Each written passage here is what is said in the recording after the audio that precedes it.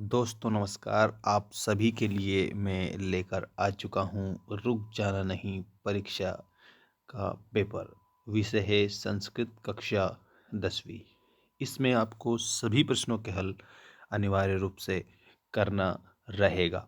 तो चलिए बिना हम आपका समय व्यतीत करे स्टार्ट करते हैं।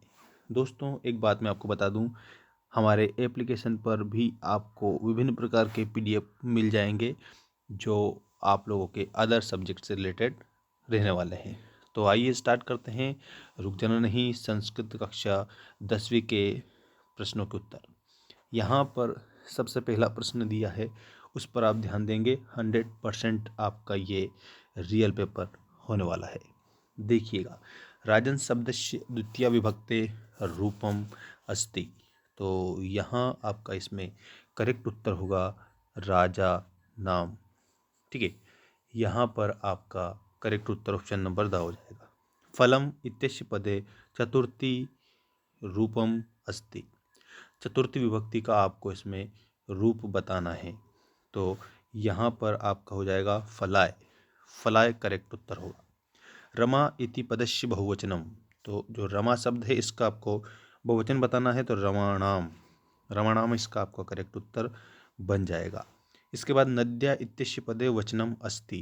तो जो नद्या शब्द है इसमें कौन सा वचन है, तो ये एक वचन है। ठीक है, तो एक वचन आप करके आएंगे उत्तर में। इसके बाद पर्यावरण संरक्षण प्रकृते आराधना। तो यहाँ पर एव आप लिखेंगे, एव प्रकृते आराधना। इसके बाद में देखिएगा, अधोलिखितेषु अव्ययम न अस्ति। तो यहाँ पर अव्यय पूछा है कि कौन सा नहीं है। तो आपका परा जो है ये उपसर्ग है, अव्यय नहीं है यहाँ पर। तो यहाँ पर आपको ये बता देना है। ठीक है, और बाकी सभी अव्यय हैं। अब इसके बाद में देखिए, अशुद्ध और शुद्ध आपको लिखना रहेगा, जिसमें लभते इत्यस्मिन् पदे उत्तम पुरुष अस्ति। तो यहाँ पर आपको लिखना है ना।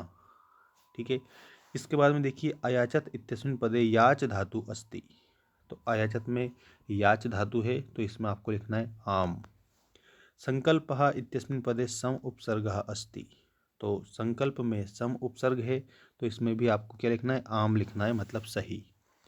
इसके बाद में देखिएगा, इसी में जो आगे जो क्वेश्चन दिए हैं आप लोगों को, ये गच्छामि इत्यस्मिन् पदे एक वचनम अस्ति। तो यहाँ पर आप लोगों का आएगा आम, क्योंकि गच्छामि में एक वचन है। भविष्यति इति पदे लिट लकार अस्ति।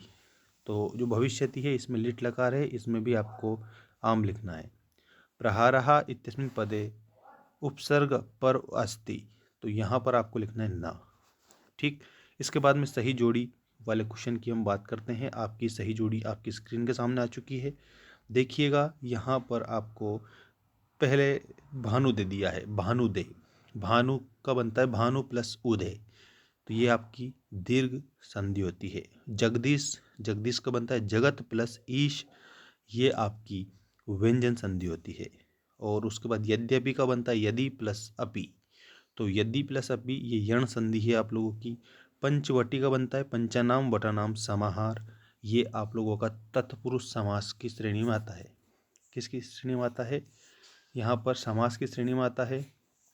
तो पंचवटी का आपका जो समास विग्रह है वो समास में द्विगु समास बनता है, क्योंकि यहाँ पर संख्यावाची पद है तो द्विगु समास है। ठीक, बाण हता तो बाणेन हतः ऐसा बनता है, ये तत्पुरुष समास है।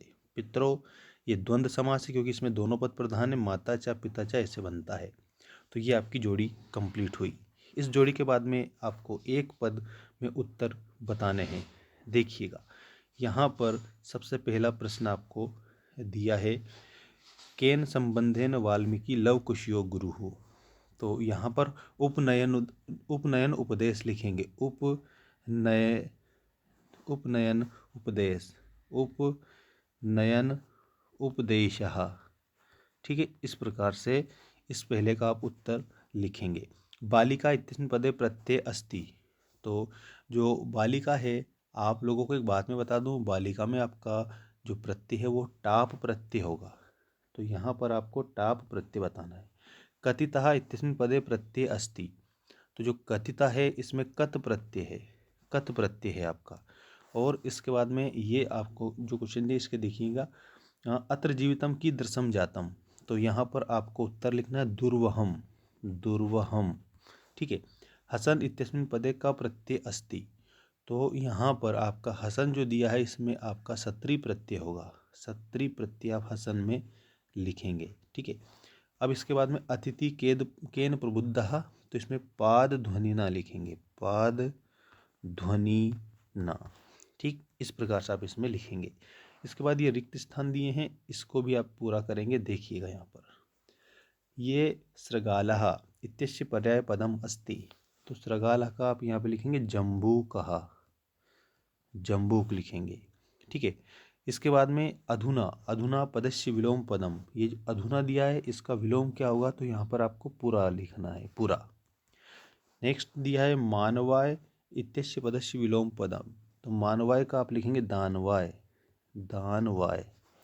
और इसी प्रकार से यहाँ पर दिया है शीघ्रम इत्यस्य पर्याय पदम, शीघ्रम का आप लिखेंगे द्रुत गत्या, द्रुत गत्या। ठीक है, ये आप लिखेंगे। और इसके बाद में तुल्यवत्सला जननी पदियो विशेष पदम, तो इसमें जननी आप लिखेंगे, जननी। और दुर्भगम मृगः पदियों में मृग आप लिखेंगे, ये विशेष है। ठीक है। तो इस प्रकार से आपका ये पेपर मैंने आपको बताया है, इसमें से बहुत सारे क्वेश्चन आपको देखने को मिलेंगे।